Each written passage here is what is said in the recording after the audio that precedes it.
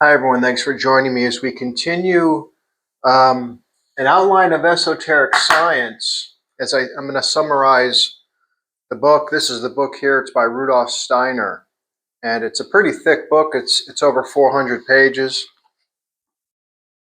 And this is just a summary. I'm summarizing the book. So if anyone's tried reading the book or if anyone's having trouble following Rudolf Steiner, it's not the easiest stuff to follow. And so this video could be helpful for you.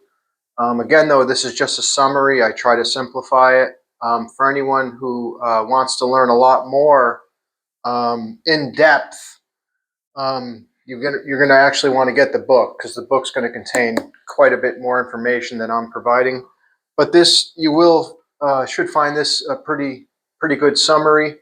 And so so far, we already completed chapters 1 and 2. And today we're going to continue with chapter 3. We'll finish up chapter 3, and then we'll start chapter 4. And what I hope I can remember is that when I'm processing this video and editing it, I intend to show you guys a list of all the chapters in the book so you can see what we're going to be going over. Hopefully I'll remember to show that on the screen for you. And so we'll continue now with chapter 3, Sleep and Death.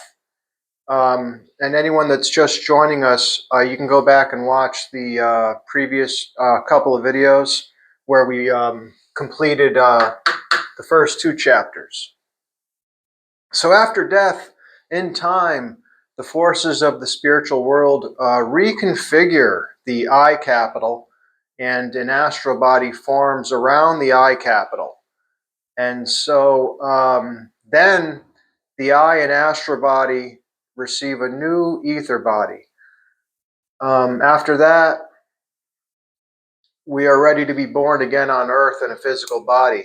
People who have developed to a certain degree do not have to be born again in a physical body anymore.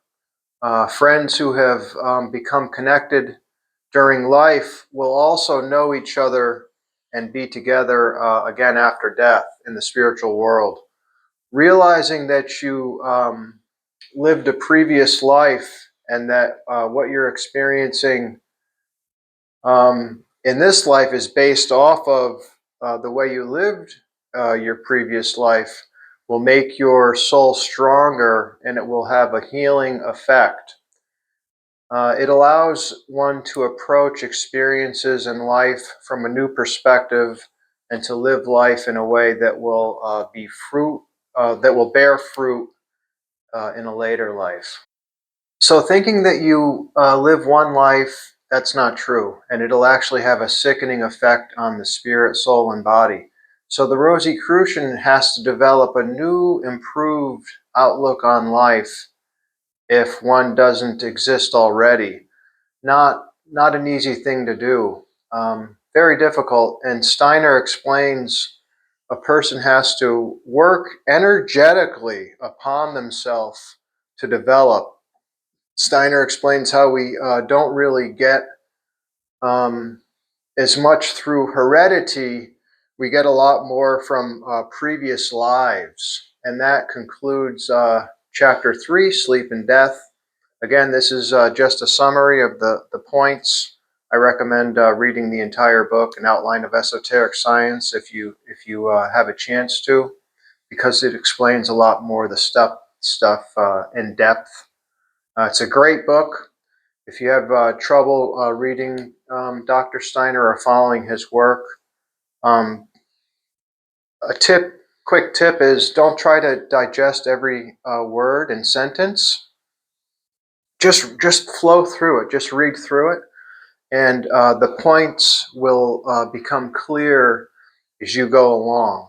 So next, what we're going to do is we're going to move into chapter 4, Cosmic Evolution and the Human Being.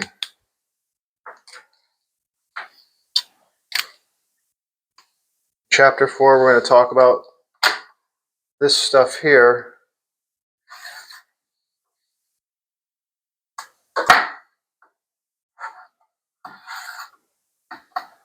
We're going to talk about the I capital. And when we talk about the I capital, that can be a little bit confusing because people think of, the eye, like the eyeball or the third eye in the middle. But we're talking about the capital letter I, which, if you listen to the Rosicrucian teachings, we explain all about that. I'll be getting into it. But of course, the third eye, has to do with clairvoyance, and that's also a major part of the Rosicrucian teachings as well. So in previous chapters, I explained how the human makeup consists of 4 parts: the physical body, the life body, and the astral body, and the I capital as well. And the eye works within the physical body, the life body, and the astral body, and it transforms them. On a lower level, the transformation results in the sentient soul, mind soul, and consciousness soul. And on a higher level, the transformation results in spirit self, life spirit, and spirit body. These parts of our human makeup relate to the cosmos in many ways, and their evolution is linked to that of the cosmos. By considering cosmic evolution, we gain insight into the deeper secrets of the human makeup. Next, we're going to talk about the Akashic record,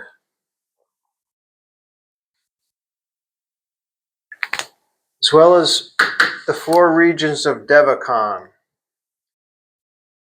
And I apologize, it gets a little sloppy there. A couple of my markers started writing fat. So imagine ice condensing in water.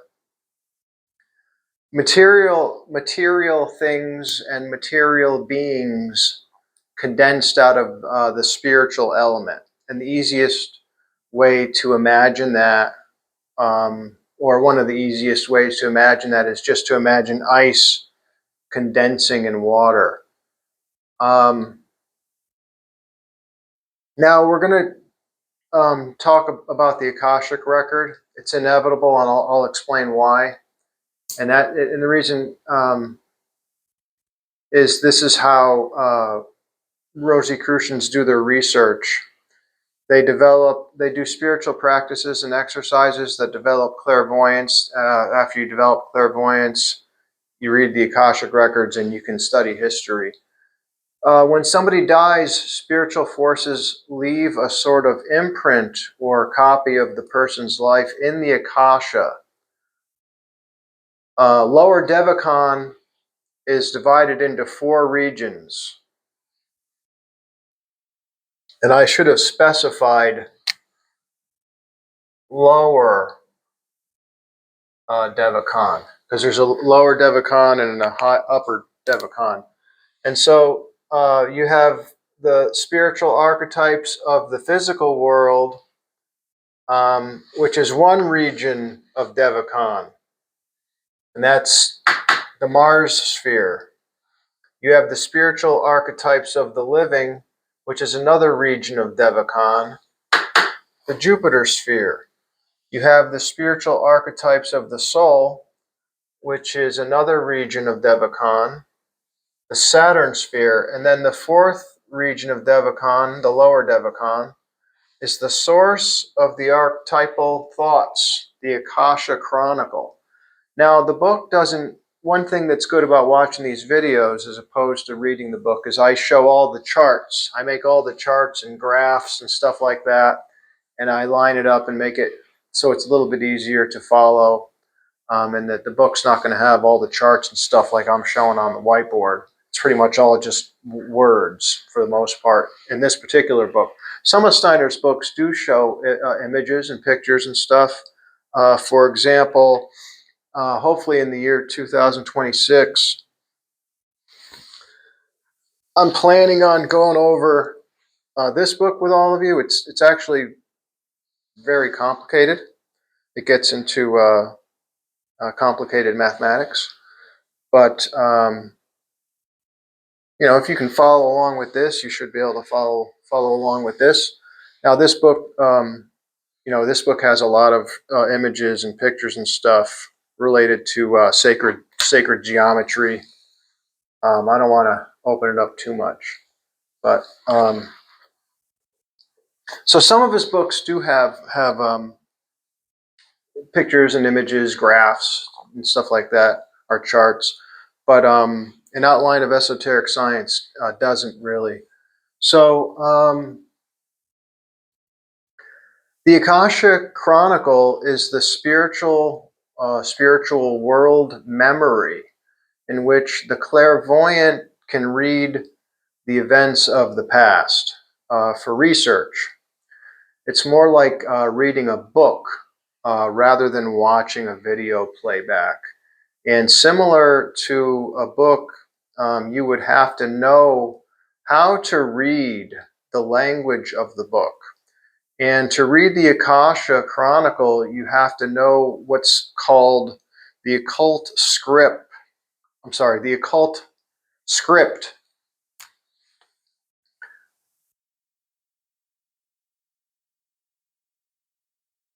So what you're going to hear a lot of people barking and talking about the Akashic record or the Akashic Chronicle.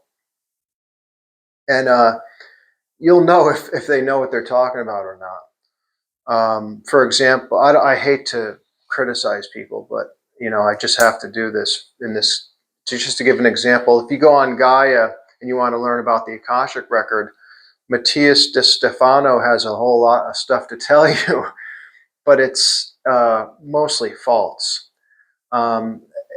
Everything we know about the Akashic record comes from Rudolf Steiner. And so in order to read the Akashic record, you would have to know the occult script, which is a mathematical language that uses certain sacred geometric shapes. So the Akashic record, or Akasha Chronicle, is located in the fourth region of Lower Devachan, as I indicated on the whiteboard.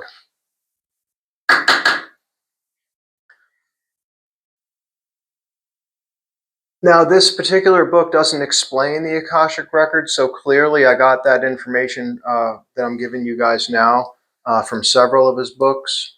In the chapters to come, the information on the Earth's evolutionary stages comes from the Akashic record. The true evolution of both humanity and the planet will be revealed. So that just kind of prefaces and gives you an idea of where we got this information, where this information is coming from. It's coming from the Akashic Chronicle. And the symbol for the occult script is the sign for Cancer, I believe it is. Next, we're going to move into an overview of planetary incarnations, which is another section we're going to begin in the book. And it will get into the different phases: Saturn phase, Sun phase, Moon phase, Earth phase.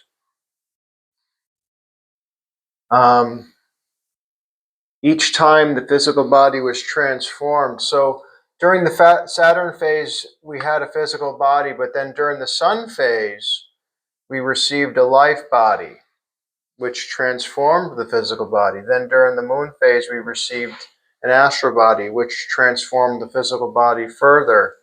Then during the Earth phase, which is the phase that we're currently in now, this is our present phase, we recently, in recent history, we received the I capital, and that was related to the mystery of Golgotha and Jesus Christ coming to earth. Now over here, I put a list of the spiritual hierarchies in order for you to reference as I'm going over this. You can see that I provided the names as well as what they're referred to as. For example, the seraphim are also referred to as the spirits of love. And so while I'm reading and presenting this information to you, I might say spirits of love or spirits of motion. All you have to do is look back at this chart and you can see who I'm talking about.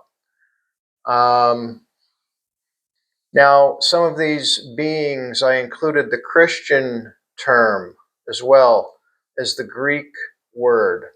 So dominions, virtues, powers, principalities, angels, archangels, and stuff like that are all part of Christianity as well. Cherubim, seraphim. Let's see. Saturn, Sun, and Moon refer to evolutionary stages or phases.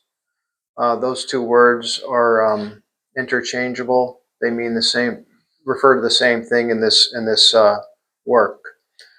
And the Earth was so Saturn, Sun, and Moon refer to evolutionary stages that the Earth went through in the past. So we're in the Earth phase now, but we went through a Moon phase, a Sun phase, and a Saturn phase, as I'm going to explain. Now, during the Saturn, we're going to begin with the Saturn phase. So right now, what we're going to do is we're going to talk about the Saturn phase. We're going to then talk about the Sun phase. We'll also complete the Moon phase tonight. Then I'm going to stop, and next week we'll continue with the Earth phase. So beginning with the Saturn phase of evolution, during the Saturn phase of evolution, none of the things that currently belong to the Earth were present. The mineral, plant, and animal kingdoms developed during later phases of evolution. There are other beings that belong to the Earth that also existed during the Saturn phase, but they are not normally visible to people. There was a period during the Saturn stage when nothing but warmth existed, so just warmth. The physical body was a delicate, ethereal body of heat.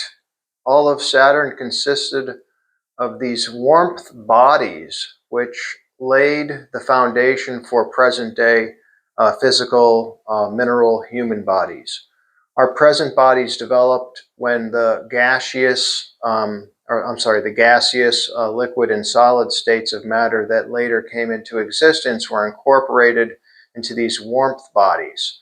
Prior to the Saturn period of warmth did not exist, but only willing.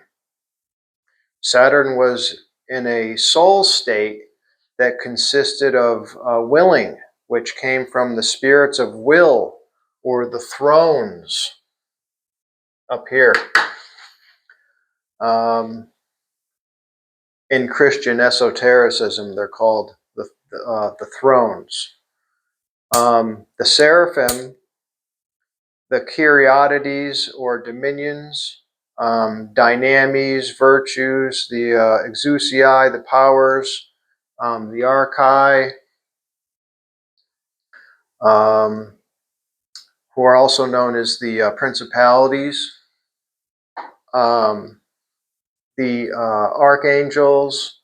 All of those beings played a role during the Saturn phase of evolution, during which time the germinal human sense organs were incorporated into evolution. These events were followed by a new period in Saturn's existence, during which the angels and the cherubim became active in Saturn's evolutionary processes.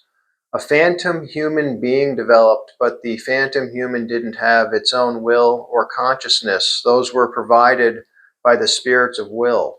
Saturn went through a number of phases, a warmth phase, a heat a heat phase, followed by a phase that involved light, and then a phase of taste and sound. Saturn entered a resting phase, and it awakened from this phase of cosmic sleep as the sun. So that was pretty quick. We went through the Saturn phase pretty quick. Next, we're going to move into the sun phase and talk about the sun phase. You'll notice that as we go along, it becomes more and more in depth. So there'll be a little bit more to talk about the sun phase, and then the moon phase is quite a bit longer. And then next week we'll get into the Earth phase. It seems like the further back in time we go, there's maybe a little bit less details, or it's a little bit harder to understand or explain. So during the sun stage, human consciousness evolved to a higher degree, but it was nothing compared to our consciousness today, and can be compared to dreamless sleep, which is interesting because normally when we think of dreamless sleep, we think that we don't think of consciousness, right? But there is a dull, slight degree of consciousness that's actually still present even during dreamless sleep, but we're not aware of it.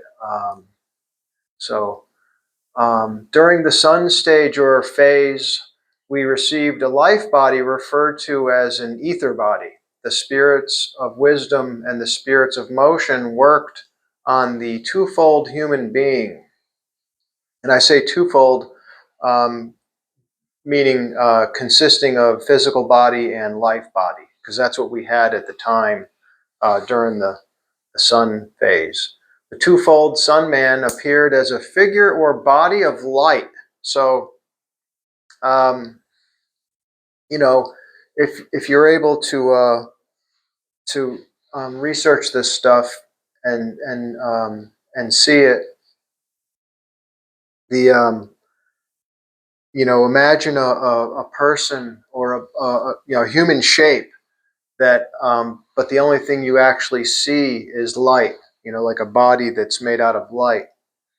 After another period of rest, the spirits of form used their powers to cause these shapes to assume permanent forms. So the bodies of light must have been more fluid than permanent. There was another period of rest after which the spirits of personality continued to work on the human life body, and they were assisted by the seraphim, also known as the spirits of love. The archangels went through their human stage during the sun phase. Now, so to kind of explain that, so if we go back in time, during the sun phase, the archangels were at a similar stage of where we are today, and they refer to it as the human stage. Whereas today, the archangels are, of course, much more evolved and advanced than we are. Next, we're going to talk briefly about the moon phase for a few minutes. And you can see, I wrote here how during the moon phase we received our astral body. I think I mentioned that, though, when I first started. So after a period of rest, the sun emerged from cosmic sleep as a moon, not to be confused with the Earth moon we see now. Now, the spirits of motion equipped the human with an astral body. After a short rest period, the spirits of form allow humans to experience desire, but it's not independent personal desire. It was desire provided by the spirits of form. And the spirits of form are the exousiae, the powers. And on Saturn, the human physical body consisted of warmth. On the Sun, the human physical body condensed into gases or air. And during the moon phase of evolution, the human body condensed further into a liquid state. They refer to it as the water state, but the word water is just used in place of the word liquid. It wasn't water as we know it today, but it was liquid, similar to water. As the spirits of form did their work, two cosmic bodies were formed out of one. One was a higher reborn sun with highly developed beings, and the other was a lower moon, which would eventually resurrect into our present Earth. Now, the sun beings could develop unhindered by the dense moon beings, as the sun just consisted of warmth and air. So now that these two bodies separated, the sun beings were able to continue their development. The spirits of personality worked on the human astral body, and the spirits of fire worked on the human ether body. The angels reached their human stage during this time. So during the moon phase, that's when the angels were at the stage similar to where we are today. And they refer to it as the human stage because it was basically the stage that we're at today. And then, of course, today, the angels are more advanced than we are now. So as I was saying, today the angels are at a higher stage of development that humans are going to reach in the future. Not just according to Rudolf Steiner, but also according to Jesus. If you read the Gospels, Jesus talked about humans being angels during future resurrection. In the Gospels, Jesus is asked a trick question regarding marriage and the resurrection, but the trick question backfires on the person asking it when Jesus explains that in the resurrection, people aren't married at all and are no longer like humans, but have become like angels. And so angels, they do not have dual sexes, and they don't reproduce through crude means like humans do. Angels are all the same sex. An angel is nothing at all like the average human today. So moon humans lived in these separate groups, and each group experienced one son of life as their collective I capital, because during the moon phase, humans did not yet possess an individual I capital at that time. Three types of spirits worked on the moon humans. The spirits of personality implanted independence and the character of personality in the human astral body. The spirits of fire work on the ether body, resulting in an independent form of the human being itself. And the sons of life worked on the physical body so that it could become the expression of the newly independent astral body. In time, sun and moon united back into one. The spirits of wisdom imprint wisdom on humans, which allowed them to become independent souls.